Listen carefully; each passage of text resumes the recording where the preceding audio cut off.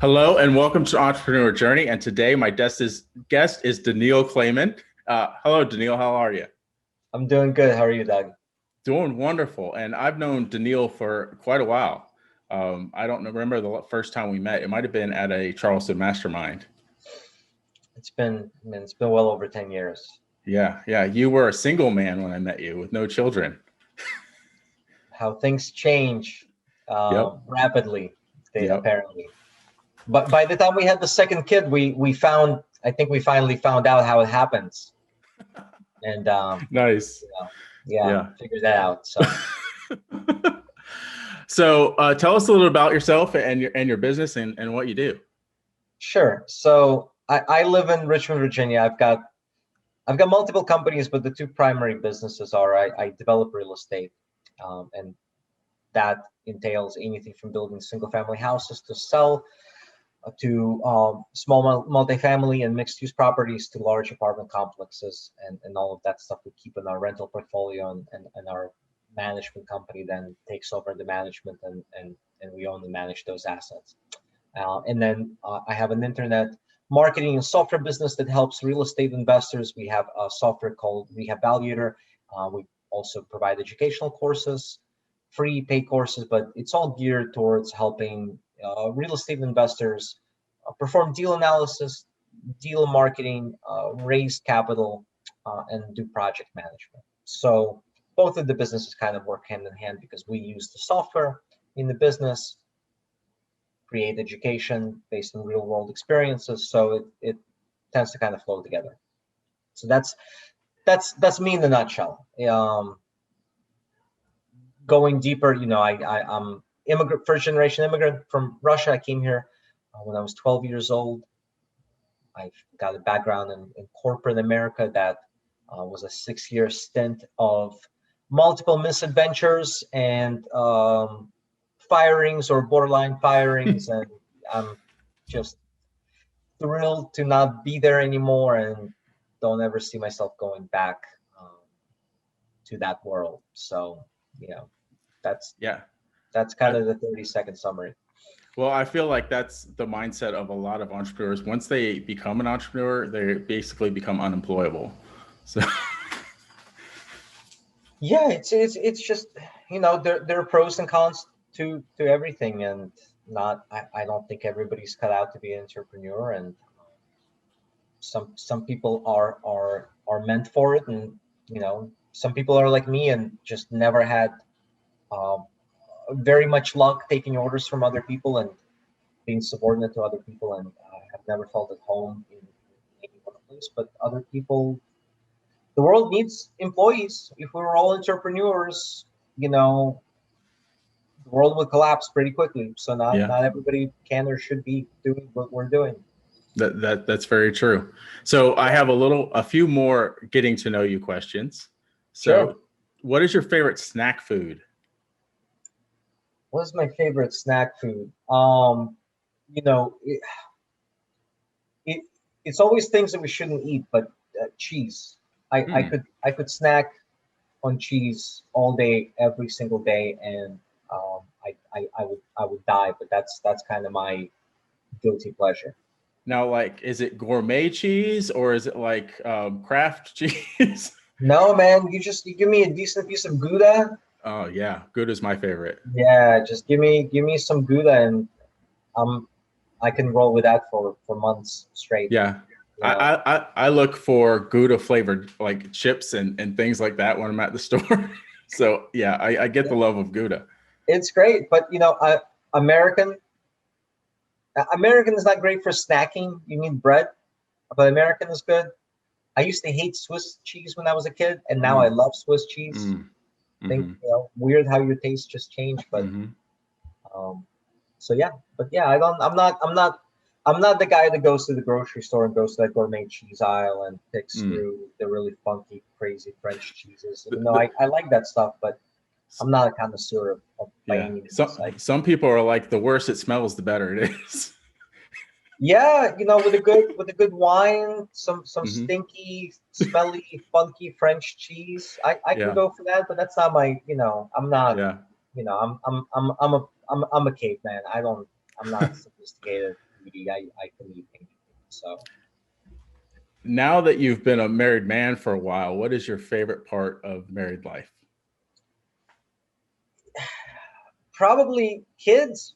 Mm, Honestly, we have two toddlers. They're 2 and 3, and they're hilarious and just ridiculous, absolutely ridiculous humans. And um, we have moments when before bath time they just both run around the house, buck naked, just screaming and tearing the place up. And all you can do is just pause and take it in, and it's amazing and hilarious. And everybody says it won't last, and it doesn't last, and they grow fast in front of your eyes. So we try to take every moment in, and it's great. It's stressful as shit. I mean, when I say it's great, I mean it's great, but it's you you've got kids. It's insanely stressful, and it's a lot of work, but um they're awesome. yes, I have a 15-year-old, and she's a girl, so it's time to be the overprotective father. Is she 15 She already? is 15, and Oh my she, god. she has a boy that she likes. So it's Oh time to invite him over, start polishing the guns, and yeah, you need to have a talk with that boy. yeah, Make sure that he doesn't have any wrong ideas. right. He might be on a missing poster. Yeah. So when you were a kid, what did you want to be when you grew up? That's funny.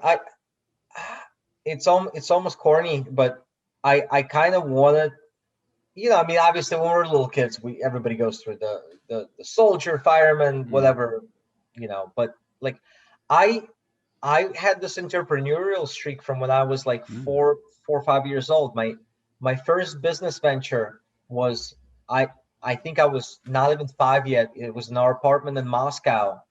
I created a pay toilet in our bathroom and tried to charge my family for using the Nice. bathroom. I stocked it with magazines. I cleaned it, like I made it all really nice, and I tried charging. It didn't go over well. Obviously, that's not a business. It's not a scalable, viable business venture. But that was my first attempt at making money. When you're 4 or 5 years old, your world is like this big. So you're like, who can Hmm. I? Who's my customer? That So that that was. is interesting. And then just went from there. We came here. I was 12. My first thing here was a buddy of mine, and I used to hop on our bicycles. We used to drive to the local CVS, which I don't know if you have a CVS around you. Hmm. It's a Hmm. pharmacy.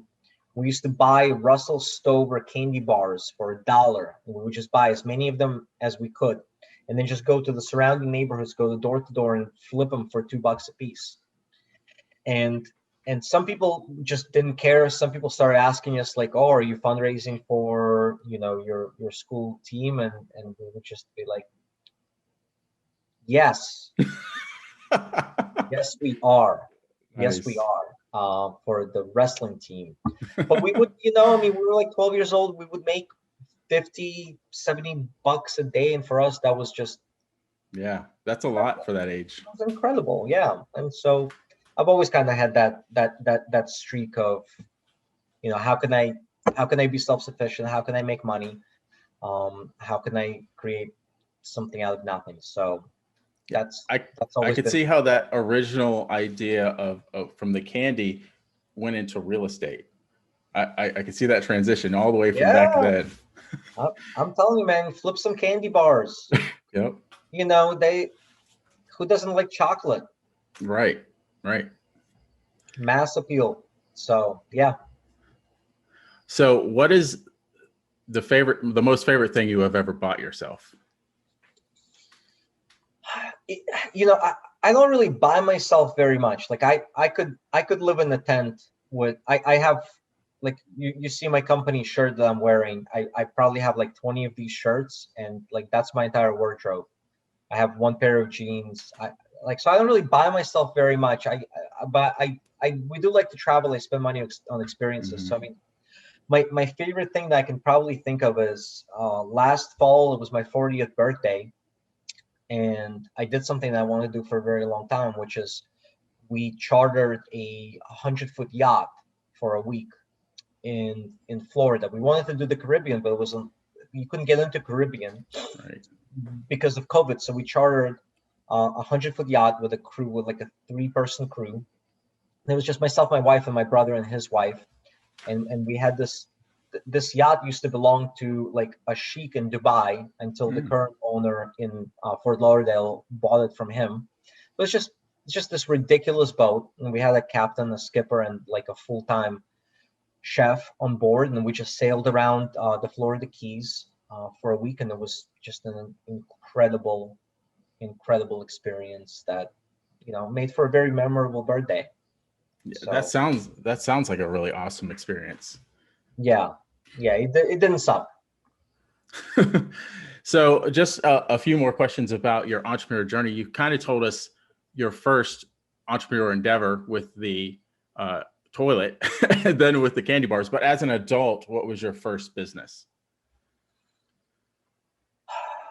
Well, I went to college, and colleges, for the most part, even if you have sort of these entrepreneurial ambitions, I think for the most part, colleges tend to kind of stifle those and channel you towards a path of employment. So I didn't, unless I'm forgetting something, I mean, I didn't really start a legit business until I left my corporate job in 2008. And so at that time, I basically started, I jumped into real estate, and I started the software business almost at the same time, after I got let go from my corporate job in New York. So that was, I had college. I did 6 years. I bounced around different Wall Street shops. It was a good experience. I mean, I wouldn't trade it. I don't think I would have done anything over again. But um, I felt like I was in the wrong place the whole time, and I couldn't wait to get out and do something on my own. But it was there were good jobs. They paid me well, and there was the promise of making more and more money every single year. And it's hard to leave. So luckily, they finally kicked me. I mean, 2008, the crash happened. The economy was in free fall, and so people were getting laid off left and right, and I was one of those people, luckily, and it was great, best thing that could have happened to me. But that was the first time I started a legit business, was after I made that decision that I'm not going back to work. Yeah, and I'm sure at the time, figure this out. I'm not going to go back to work. I've got to figure something out. and I'm sure at the time it didn't seem like a fortunate occurrence, but then being in hindsight, looking back on it, as you said, it's one of the best things that could ever happen to you.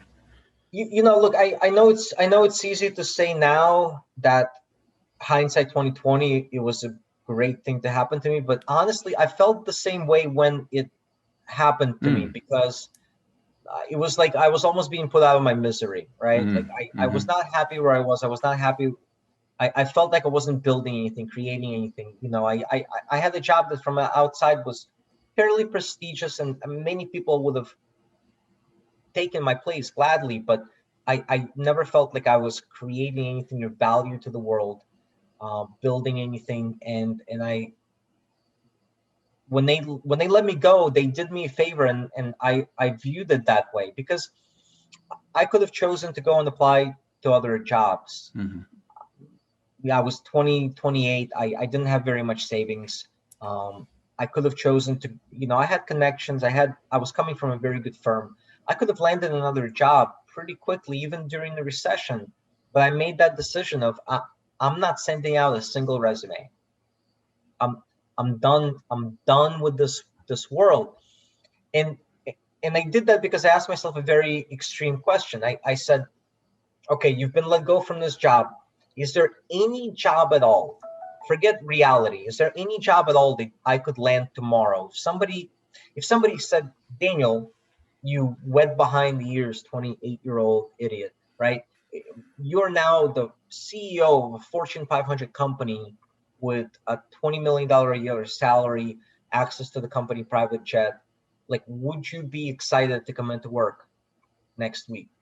And the answer truly came back no. Like, I did not want to work for other people anymore. I was done. Doesn't matter for who. And so by asking myself that kind of extreme question, I came to the realization that I've got to try something else. This isn't, I'm not sending out any resumes. I'm done. That is awesome. So as someone whose family immigrated from, was it Russia? Yeah. From Russia to the United States, do you feel like a lot of Americans don't even realize the opportunity that they have available to them compared to other countries? Oh man, whew, I could, no, man, no, they don't. The incessant bitching and whining that I come across on a daily basis, whether online or in real life. No, people have no idea what they have here. I don't care who you are. Like, you can be the most downtrodden person in the world. You live in America, you're light years ahead of the rest of the world in terms of quality of life and opportunities, and so many people take it for granted. And most of these people have never stepped foot outside of this country. And no, going to the Caribbean or even Mexico, where you go to a resort, it doesn't count. You still haven't been out of the country. Going to Canada doesn't count. Like, right. no, you still haven't been out of the country. People have no idea what they have here and how good they have it. And I think us immigrants, we not only continue to sort of appreciate what we're able to do here that we couldn't do anywhere else, but we're just, most of us came here to work. Like, we're not asking people for stuff. We're not asking. Immigrants for the most part come here without, and this is any immigrants, right? We can be even talking about the illegal immigrants that come from other countries, right? We obviously came here legally, but like, we all come here to work. Like, we come here for the opportunities, right? I'm not saying I support illegal immigration. I believe in strong borders. I believe in proper process for letting people in. We had to wait like 3 years before we were allowed to step foot in this country. But we came here for the opportunities. We came here to work. And a lot of the entitlement that I see right now in people that grew up here with a silver spoon, it's just insane to me. It's crazy to me, because if they were born in any other country, they would be so much worse off. And I truly believe that. Awesome. Thanks for that insight. Oh man, you got me started on hot topic. I can talk about that for hours. So don't. I that's one of the reasons I put that question in there, because I knew you'd have a really good answer for it. So let's switch gears a little bit. Can you talk about your transition from real estate investing to becoming a developer? Sure. It's been a fun and the challenging transition, because on one hand, it's so much fun because, like, I truly love this side of the business. I love taking a piece of land where nothing exists and coming up with a concept and a building, and working with architects and engineers, and seeing that come to fruition, and seeing a building go onto a site that held nothing, right? It's incredibly rewarding. It's challenging. It's fun. At the same time, there's been a large learning curve, and I'm learning new things every day. And there's an endless amount of things to learn. And to me, that's also what makes it challenging and fun at the same time, because I don't know, people probably look at me from the outside and they see me, we're developing right now between what just went to the city and what we're currently physically building right now, over $30 million worth of property right now. So people probably look at me from the outside and they're like, oh man, that guy knows what he's doing. But man, I tell you, there's so much that I still don't know.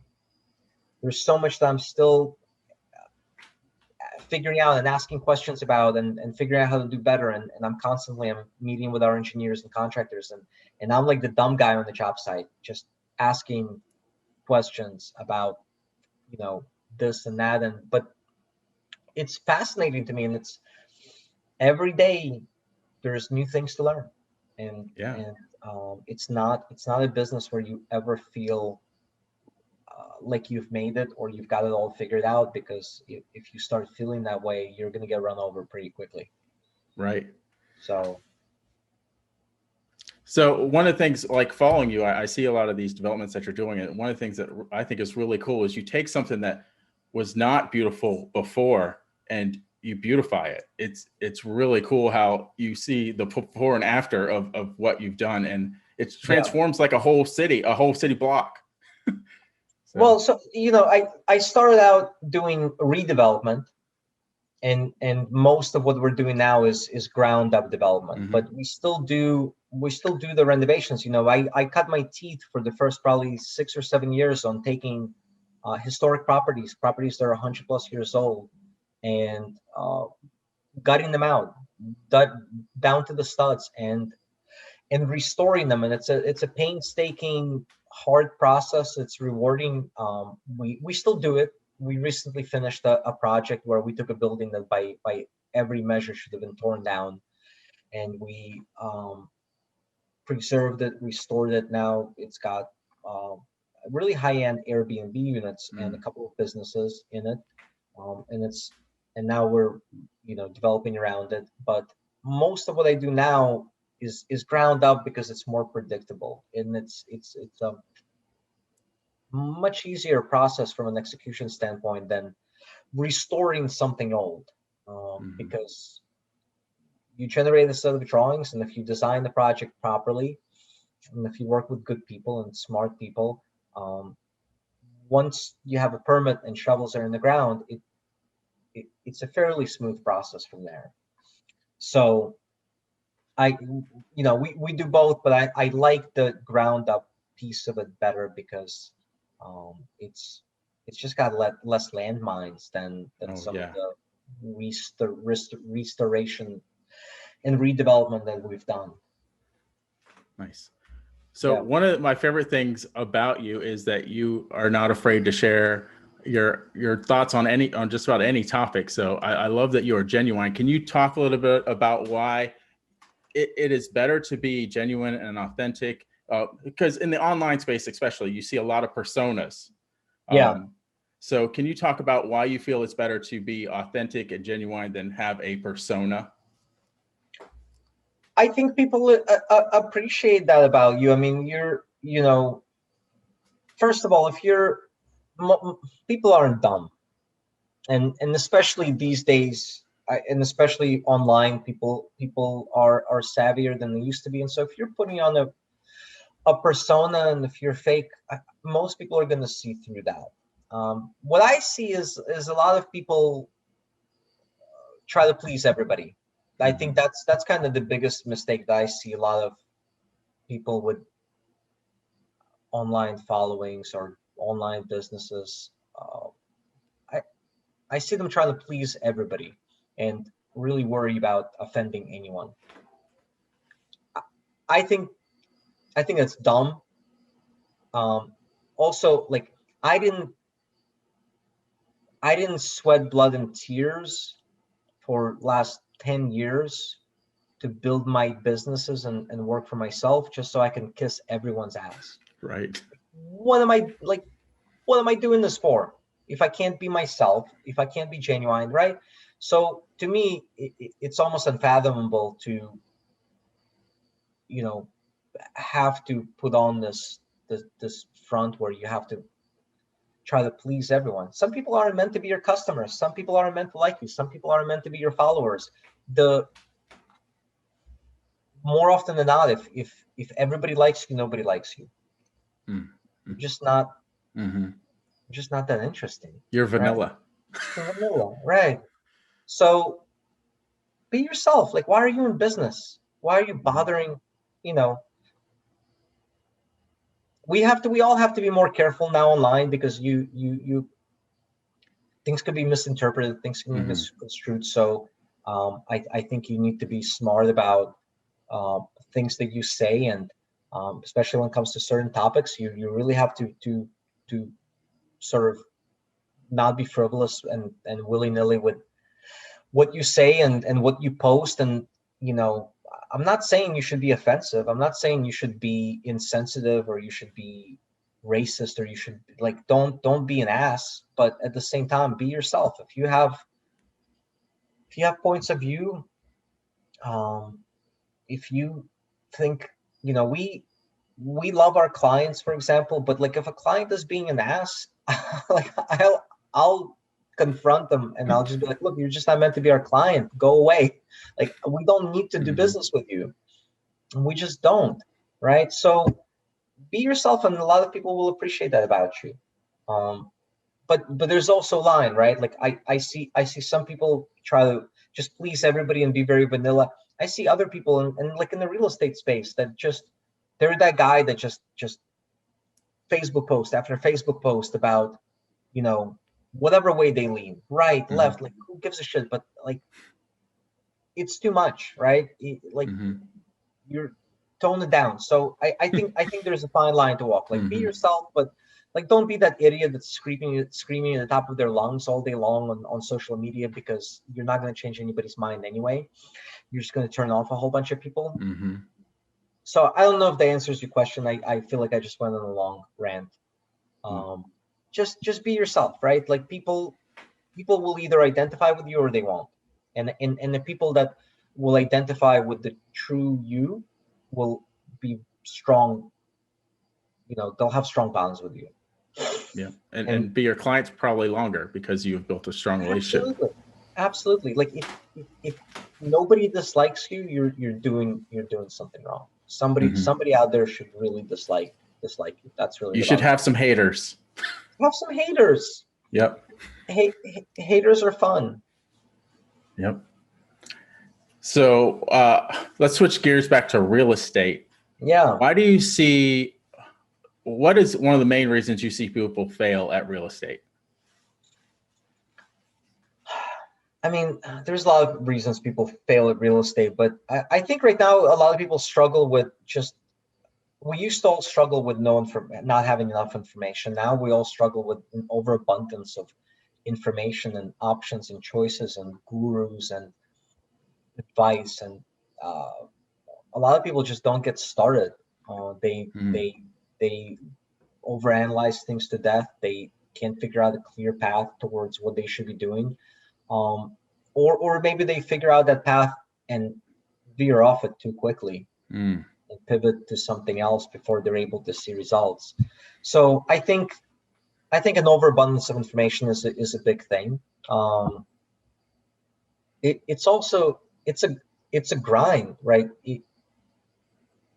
We go to work every day, and especially if you're getting started, it's going to take more from you than what your regular 9-to-5 job requires for you to be successful. And I think, you know, the real estate education industry is partly at fault for it, because they've painted this business in order to sell courses and software. You know, they've painted this business as something that is very easy, and it's not.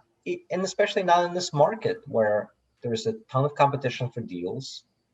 You have to go to work every day. You have to build consistent marketing systems if you're going after deals. You have to build a consistent process for raising capital if you're raising capital, and repeatable and scalable process, right? For follow-up and for reaching people. A lot of people try something once and they don't see results, and they think it doesn't work. And they give up, right? Whereas if they did that thing consistently, it would yield results. Yep. So that not just real estate, that's in just about every endeavor. You clarity and focus, you know, be clear on where you're going and focus. And you have to be patient. So yeah, I absolutely. It you know, every overnight success takes 10 years to get there. Yep. That is so true. So tell us a little bit about the Rehab Valuator software and how it helps wholesalers, rehabbers, and builders. Sure. So it's really a software that I came up with for myself originally for my business, and it became something that we, at this point, over the last 10 years, we've put into the hands of many thousands of investors. But there's really three areas that the software deals with. Deal analysis. So if you're a wholesaler, if you're rehabbing and flipping houses, if you're figuring out what to pay for a rental, if you're doing, if you're rehabbing and refining your rental properties, if you're doing ground up development like what we're doing now, the software helps you pull comparable sales. It helps you run full profitability analysis. It lets you run, figure out after repair value of the property, what to offer for the property, structure your financing. So there's a fully built out deal analysis component. Then if you're a wholesaler, it creates marketing presentations that you can use to sell your deals. And you can also use that social media syndication suite to pull in buyers and build buyers lists. If you are buying deals yourself as a rehabber, as a landlord, it lets you create deal funding presentations that have been incredibly effective in raising capital from private investors and from banks as well. Same thing for ground up development. We use the software to generate funding proposals that we send to our lenders to secure tens of millions of funding at this point. And then there's a project management. I mean, think of it as a full-on construction software, right? You can create detailed rehab budgets, cost templates, scopes of work. There's in-app accounting system that lets you, so you can schedule out your projects, you can store your bids, and then you can use the in-app accounting to actually track all your costs in real time and compare them to budget versus actual, generate reporting from that, store all your receipts, invoices. And so the software takes you from beginning, from when you get the lead through deal analysis, raising capital, and then executing the project all the way until the end. Wow, that's a full suite right there. I imagine there's probably lots of people out there that have like different softwares for each part of that, and you have it kind of all in one deal. Yeah, but we focus on those things, right? So we're not a lead generation software. We don't sell lists of data to real estate investors because there's so many other solutions out there that do that, right? So we're not a lead gen app. We kind of step in right when your marketing funnel gives you the lead, right? You plug in your property, and you can use REHAB VALUATOR from that point on to almost do everything else that you need, right? But we're not a lead gen or a CRM platform. Awesome. There's lots of good ones out there, so we don't play in that sandbox. Awesome. So, given the state of the current market, what would you say is the best strategy that someone should go with if they're getting into real estate investing?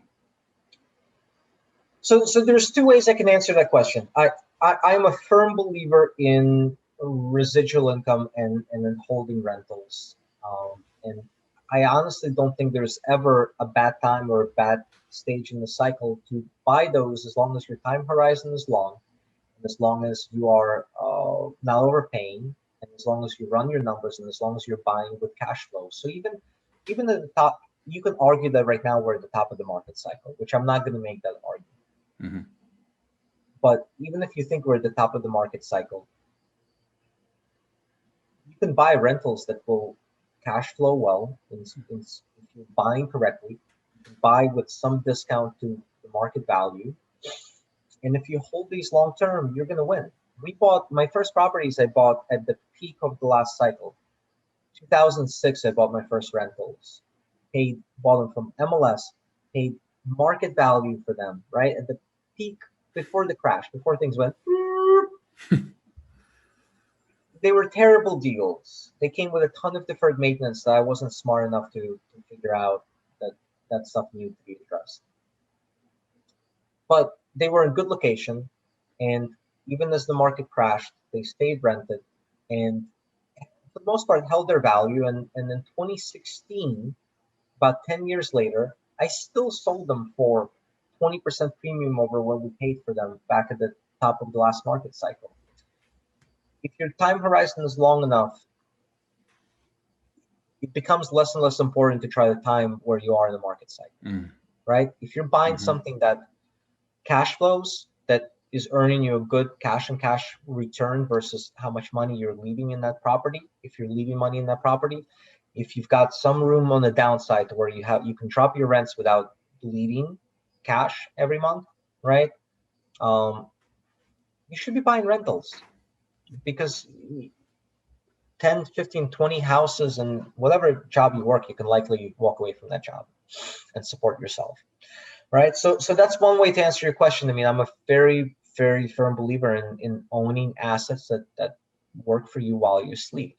But if you're brand new and you've got very little resources, wholesaling is always a decent way to get into real estate, because you're not putting money down on properties. You're not buying assets. You're not, if you're at the top of the market cycle, if you're rehabbing and flipping, you could get stuck, right? You buy it, market slows down, you're left holding the bag.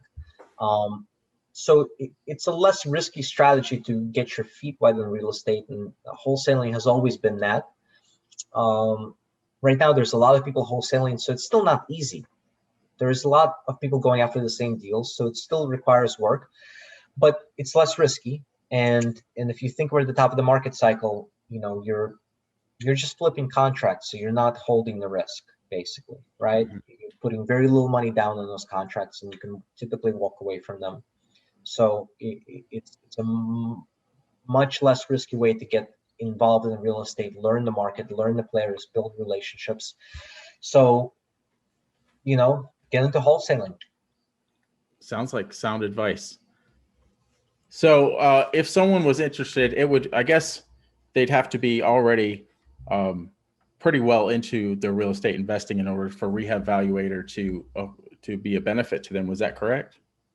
Not necessarily. No. I mean, okay. We have a ton of newbies, and there's a free version of the software that we provide that lets you do all the deal analysis. And we provide a ton of tutorials and free content and education with it. So no, I mean, a lot of people that come through our doors are brand new. Oh, awesome. So if someone wanted to find out more about Rehab Valuator and more of what you do, where can we send them? Just to the homepage, rehabvaluator.com, and they can sign up for the free version. There's links there to our free content and education. And we provide a good amount of education on almost every topic when it comes to real estate investing that you need, from wholesaling and finding deals to development. I mean, I put out a good amount of free education on our site about ground up development and deals that I'm currently doing, and how we're funding them, how we're finding land, how we're going through the zoning process. It's all right there on the site. Wow. So you not only get training, you get real life experiences that are happening now. So yeah, cool. Yeah, it's always good to learn from people that are actually doing stuff, right? Exactly. Not people that did it 20 years ago. Right. Awesome. So, thank you, Daniil, for this interview. It has been delightful. I look forward to seeing you in Charleston. What is it, 2 weeks from now? Less than that, right? Like a little over a week. Yeah. So that'll be fun. Yeah, I'm excited. It's going to be, hopefully the weather cooperates, and it's going to be a bunch of people I haven't seen in a while, right? We did like no masterminds last year because of COVID. Right. So this is going to be a nice reunion. Yeah. Well, we're not to get off topic here, but were you at the one in Napa that we didn't go to? No, you didn't go to that one. Because that was last year, right? It was either last year or the year before. Yeah, I think maybe if it was the year before, we probably just had one of our kids right before that. Right. It was, baby jail. All right, Daniil. I get it. I look forward to seeing you. And once again, it's been great having you on the Entrepreneur Journey. Good to see you, Doug. Thanks for having me on.